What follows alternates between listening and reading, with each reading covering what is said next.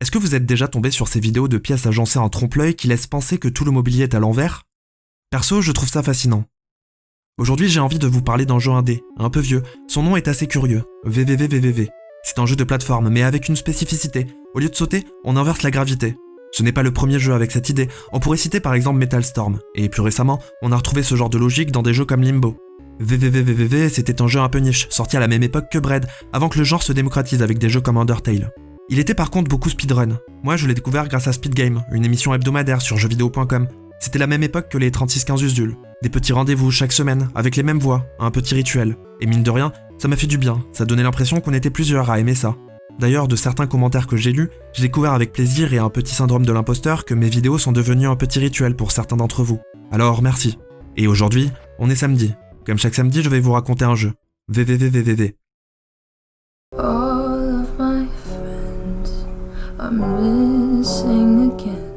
Quand on lance le jeu, une cinématique se joue. Les graphismes sont simplistes, du pixel art et des personnages très sommaires.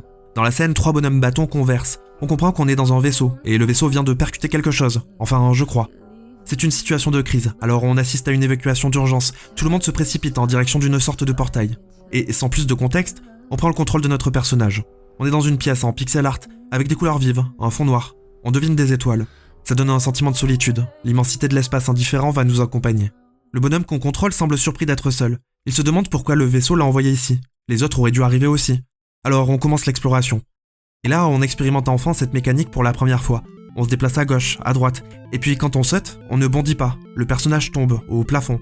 Un peu plus loin, on tombe sur un point de sauvegarde, et la pièce est immense, sans plafond, donc dès qu'on inverse la gravité, on traverse plusieurs écrans d'un coup. Heureusement qu'il n'y avait rien de dangereux plus bas, enfin, plus haut. Là où on arrive, il y a des ennemis, avec une routine de bas en haut. Des stickman, mais leur tête c'est un panneau stop, rouge lisible, et ça suffit, on ne doit pas les toucher, sinon on meurt.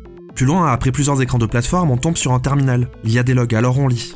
Presque tout le monde a été évacué de la station spatiale. Le reste d'entre nous partira dans quelques jours, une fois nos recherches terminées. Et puis là, en ouvrant le menu, je remarque un truc. Notre personnage a un nom, Viridian. Et juste à côté, il y a une liste de l'équipage du vaisseau. Vermillon, Violet, Verdigris Vitaleri et Victoria. Ils sont tous marqués perdus. La situation devient plus claire. Ce jeu n'est pas seulement déroutant pour moi. Tout le monde est à la dérive dans ce monde étrange. Au passage, je remarque que les 6 noms commencent par des V. Ça explique enfin le titre du jeu. VVVVVV. Et justement, un peu plus loin, un haut-parleur grésille. C'est Violet. Sa voix vibre dans le vide. On reçoit ses coordonnées. Elle est encore dans le vaisseau, alors on y va. Sur le chemin, les phases de plateforme deviennent déjà un peu plus précises, plus piégeuses qu'au début. Heureusement, pour l'instant, le jeu est sympa. Il passe presque toujours un checkpoint en amont. Et pour cause, changer de perspective demande de rater, de recommencer. Pour illustrer justement un peu plus loin, on trouve une série de 3 plateformes. Et c'est assez contre-intuitif. Si on jouait Mario, on aurait simplement sauté. Sauf qu'ici, on se planterait sur les pics au plafond. En fait, il faut juste se laisser tomber. Ce ne sont pas toujours les obstacles qui bloquent. Parfois, c'est les automatismes.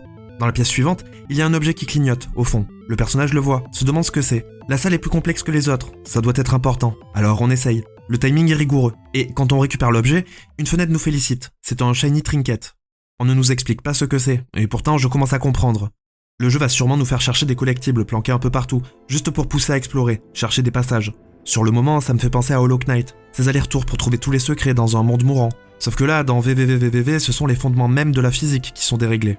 Et le jeu aime bien nous tendre des pièges perturbants basés sur cette physique particulière. Ce trou, par exemple. Déjà, c'est dur de se laisser tomber pile dedans. Et au changement d'écran, pile là où on arrive, il y a une barre de pique. C'est vraiment fourbe, et progressivement, le jeu devient de plus en plus die and retry.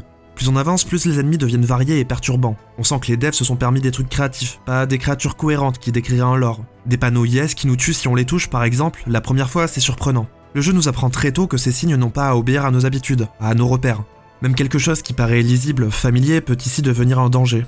Plus loin, on débloque un téléporteur relié à un réseau, et quand on le passe, on se retrouve directement téléporté dans le vaisseau. On y retrouve notre camarade qui a envoyé ce message un peu plus tôt, Violet, une docteure, alors on discute avec elle. Enfin quelqu'un avec qui faire un point. Elle explique qu'il y a des signaux bizarres qui interfèrent avec les équipements. Apparemment, ça aurait même fait perdre au vaisseau sa position quantique et provoqué le crash. Et on s'est retrouvé dans une dimension parallèle, la dimension VVVVVV. Et à partir de ce moment, la mécanique prend un autre sens. Si le monde paraît déréglé, ce n'est pas juste pour nous surprendre, c'est parce qu'on est littéralement dans un endroit où les règles ordinaires ne tiennent plus. Mais Violet nous rassure un peu. Si on retrouve les autres membres de l'équipage, on a peut-être une chance de réparer tout ça. Et pour finir, elle met à jour la carte. Des téléporteurs, il y en a partout. Et près de ces portails, il y a souvent des choses importantes à récupérer. On a une mission. On a une direction. À partir de là, on est lâché, et l'aventure commence. On a une carte et une liste de camarades à secourir, un par un. Alors on explore. On commence à se perdre dans les structures, toujours accompagné par le vide en arrière-plan. Et puis on comprend vite le truc. La carte tourne autour d'un hub central, étalé sur plusieurs écrans, avec des embranchements partout. Ça demande de la gymnastique mentale, parce que naviguer dans cet endroit, c'est pas simple comme dans n'importe quel autre jeu. Le moindre rebord nous bloque, alors on doit inverser la gravité et trouver un autre passage, parfois plusieurs écrans plus haut. Le jeu nous apprend très vite qu'aller tout droit, ici, ce n'est juste pas possible. Et cet immense hub est connecté à plusieurs petites zones. Et justement, en entrant dans une de ces zones, on tombe sur une nouvelle mécanique. Des sortes de fils blancs, tendus.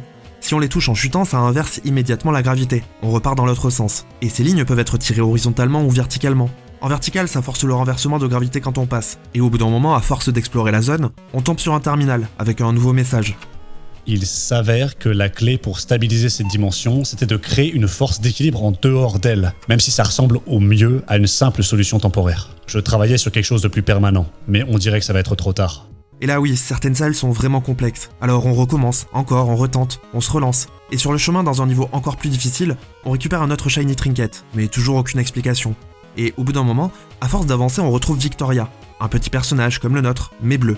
Elle est contente de nous voir, normal. Alors, on continue avec elle. Et un peu plus loin, on tombe sur un téléporteur, et on la ramène au vaisseau. Elle raconte que là où elle était coincée, elle n'y voyait presque rien, c'était terrifiant. Au passage, on parle avec elle de ses Shiny Trinkets. Elle ne sait pas exactement à quoi ça sert, mais ceux qu'on a récupérés jusque-là apparaissent près d'elle, dans le vaisseau. Peut-être qu'en les trouvant tous, il se passerait quelque chose. Alors on repart, il reste 3 membres d'équipage à trouver. On continue à se perdre dans le gigantesque hub, à faire des sauts énormes pour retomber sur le bon couloir. Et à l'entrée d'une nouvelle zone, on trouve un autre moniteur. Notre première percée était la création d'un plan d'aversion, qui crée une dimension miroir au-delà d'un horizon des événements donnés. C'est étrange, c'est cryptique, et ça reste en tête. Alors on rentre. Cette zone, c'est d'abord une série de téléporteurs, un petit labyrinthe. Puis, à partir d'un certain point, ça bascule. On arrive dans un endroit où l'écran s'enroule sur lui-même. Si on sort par un coin, on réapparaît au coin opposé. Et d'un coup, chaque salle devient un casse-tête, parce que le jeu retire encore une évidence, même les bords de l'écran ne sont plus des limites. Ça fonctionne un peu comme le premier Mario Bros, sur arcade, mais avec le haut et le bas connectés en plus. Et plus on avance, plus on croise des ennemis, des trucs qui deviennent de plus en plus abstraits à l'écran. Puis finalement, au bout d'un moment, on trouve Verdigris. Il était en train de tomber dans un vide infini, piégé par la logique de cette zone, comme quelqu'un qui aurait posé un portal au sol, un autre au plafond se laissant tomber sans fin.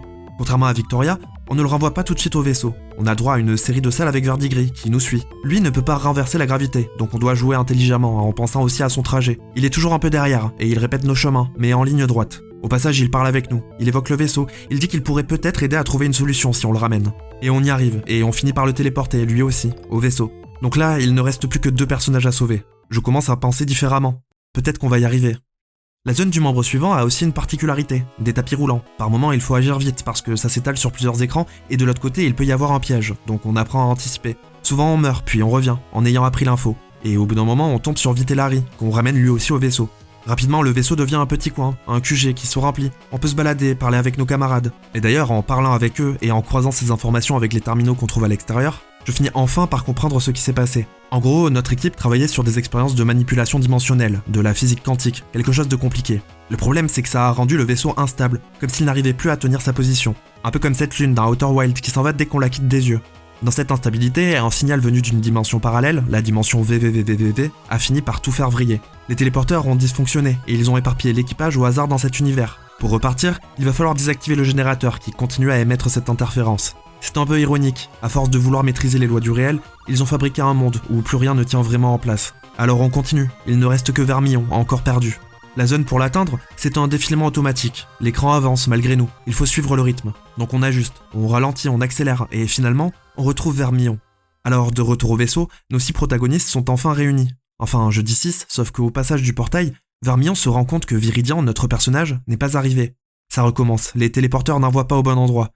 Et puis, écran noir. On reprend le contrôle de Viridian, ailleurs. Une sorte d'endroit grisâtre, sans décor. Plus de couleurs, juste des niveaux tristes. Et cette zone recycle tout ce qu'on a appris. Les fils qui inversent la gravité, les tapis, les salles aux rebords connectés. Et le jeu enchaîne les niveaux, comme si cette fois, il arrêtait de nous enseigner pour simplement vérifier qu'on a compris. A-t-on enfin appris à regarder le problème sous un autre angle pour le solutionner? Alors on s'accroche, on meurt, parfois. De nombreux essais. Puis finalement, au bout d'un certain temps à naviguer, on tombe enfin sur le générateur d'interférence. Celui qui a fait basculer tout le vaisseau et a lancé l'aventure.